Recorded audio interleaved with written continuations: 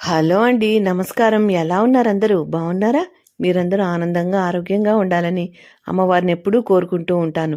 ఆరోగ్యంగా ఉండాలంటే ఇంటి వంట తినాలి మరి. అందుకే ఇంటి వంట తిందామా, ఆరోగ్యంగా ఉందాం. నేను మీ రాజ్యలక్ష్మి, లక్ష్మీప్రియ వెజ్ కుకింగ్ వీడియోస్కి స్వాగతం. ఈరోజు ఈ వీడియోలో ఒక మంచి స్వీట్ రెసిపీ అయితే చూపించబోతున్నానండి. చాలా ఈజీగా చేసుకోవచ్చు. 15 నిమిషాల్లో చేసేసుకోవచ్చండి.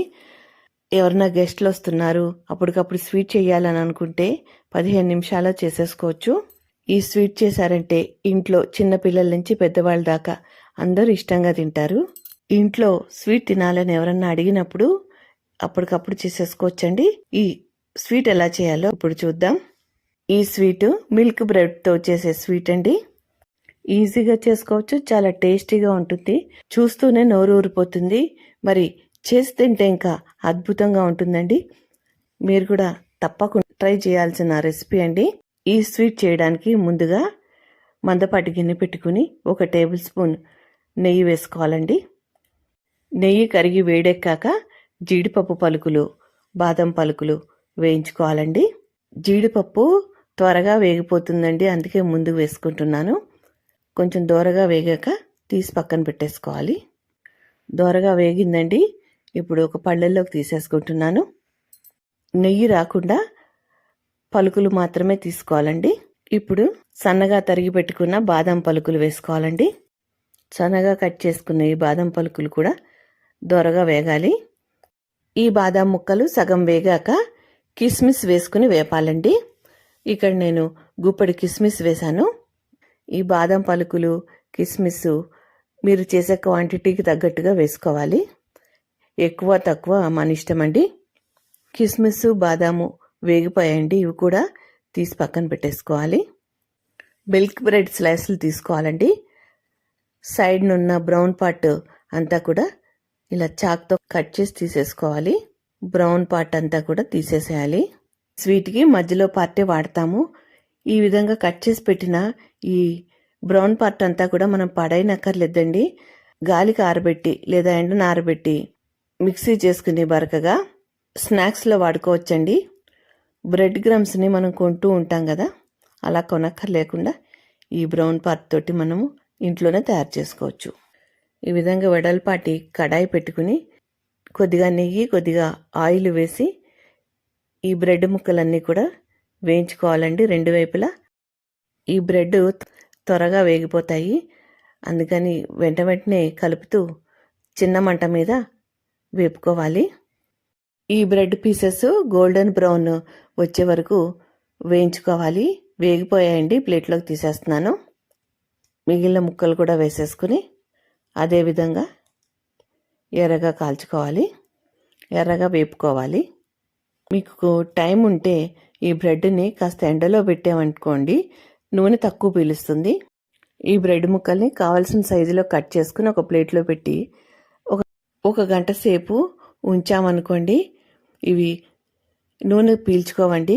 రెండోసారి వేసినవి కూడా ఎర్రగా వేగిపోయాయండి. వాటిని కూడా ప్లేట్లోకి తీసేసుకుంటున్నాను.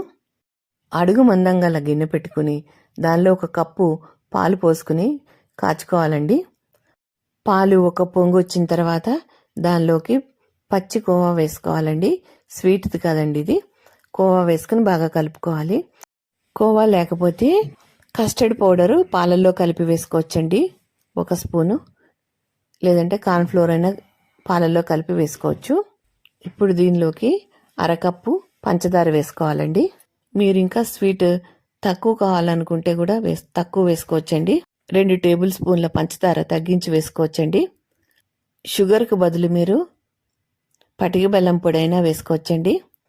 తర్వాత దీనిలోకి 3 టేబుల్ స్పూన్ల దాకా పాల పొడి వేసుకోవాలండి, మిల్క్ పౌడరు. మిల్క్ పౌడర్ వేశాక బాగా కలుపుకుని కుంకుమ పువ్వు, అలాగే 1/2 టీ స్పూను యాలకుల పొడి వేసి కలుపుకోవాలి. తర్వాత ముందుగా వేయించి పెట్టుకున్న ఈ డ్రై నట్స్ వేసుకోవాలండి. కాజు, అలాగే కిస్మిస్ వేసుకుంటున్నాను. కొంచెం బాదం పప్పు వెనక పెట్టుకుంటున్నాను గార్నిష్ కోసం. ఈ డ్రై నట్స్ వేసాక బాగా కలిపి స్టవ్ ఆపేసి సర్వింగ్ బౌల్లోకి పోసేస్తున్నాను. ఇప్పుడు ఈ బ్రెడ్ పీసెస్ అన్నీ కూడా ఈ విధంగా అందులో వేసేసుకోవాలి. అంతే అండి, టేస్టీగా ఈజీగా చేసుకునే స్వీట్ అయితే రెడీ అయిపోతుంది. స్వీట్ కావాలని పిల్లలు అడిగినప్పుడు అప్పటికప్పుడు చేసుకోవచ్చు. మా ఇంట్లో స్వీట్ ఎక్కువే తింటారండి, అందుకని అప్పుడప్పుడు చేస్తూనే ఉంటాను. అంతే అండి. ఈ విధంగా పాలల్లో మనము ఈ బ్రెడ్ ముక్కలన్నీ వేసేసి ఒక 5 నిమిషాలు నానిన తర్వాత సర్వ్ చేసుకోవచ్చండి.